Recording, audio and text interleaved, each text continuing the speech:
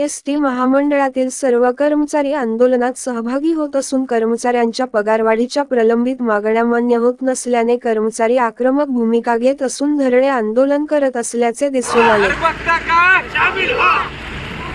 धिक्कार असो, धिक्कार असो, या सरकारचा धिक्कार असो, धिक्कार असो, धिक्कार असो, या सरकारचा धिक्कार असो. धिक्कार असो.